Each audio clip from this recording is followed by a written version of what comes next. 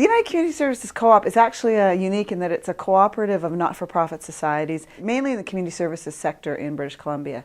So nonprofits that came together that were looking for a way about doing business differently as a not-for-profit and working cooperatively to find some solutions in how to operate in changing economic times and changing contracting times and changing times just generally in our communities and our economy.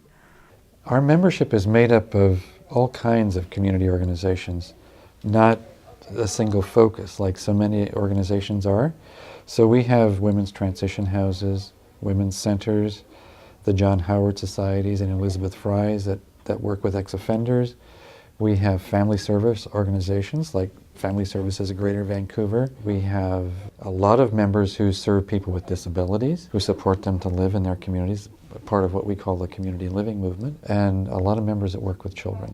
Our key goal and mission is to support their business opportunities and business activities.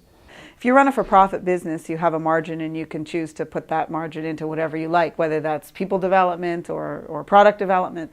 But in the not-for-profit, if you have no profit and no one wants to pay for your infrastructure, you end up over time creating an infrastructure deficit. So as part about being the business and thinking about being the business, cooperation, collaboration, shared services offer some opportunities not only for efficiencies, just in terms of your bottom line, but also shared expertise in how to think about things differently.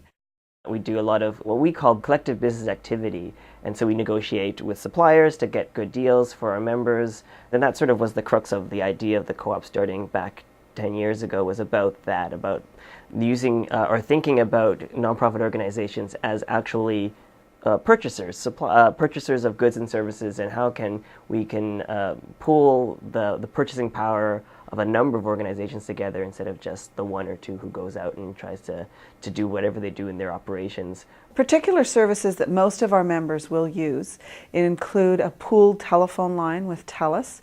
We have lots of telephones and spend a lot of time on the phone, so we're able to get a reduction on our lines on a monthly basis.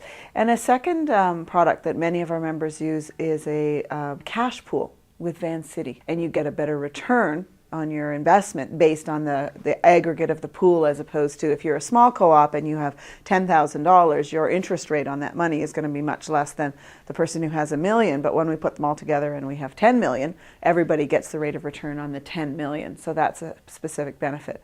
We have also negotiated products with office suppliers, with insurance, and a number of other products over time that some of our members use. Our consulting arm is our signature product that we have with our membership. And we do a whole slew of different consulting, from marketing communications to board development, strategic planning sessions, wage and salary negotiations, conflict resolution, interim executive management services we provide. Any business consulting that any organization, whether you're nonprofit or for-profit, we sort of provide those services. I would like to invite forward Carolyn Beneski, Board Chair, to receive United Community Services Co-op Membership Certificate.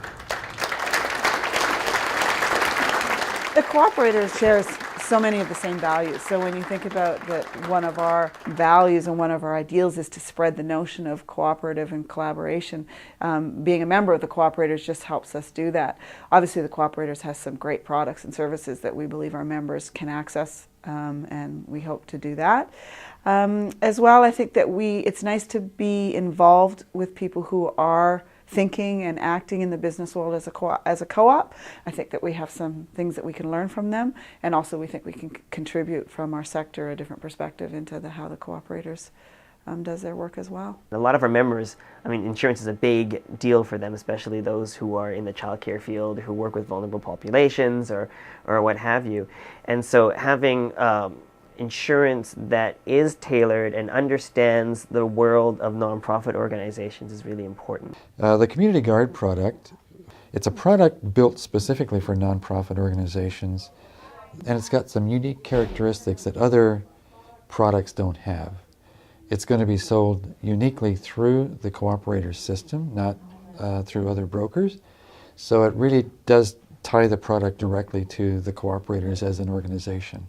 And I think that's good, because it helps us introduce the product and cooperators and our co-op to people at the same time. I think cooperation and reciprocity and collaboration is the way that the governments are beginning to see that people have to work closer together. How do we do this in the sector? And we believe that co-ops provide a very unique opportunity for people to potentially retain their own identity, their own unique advantages.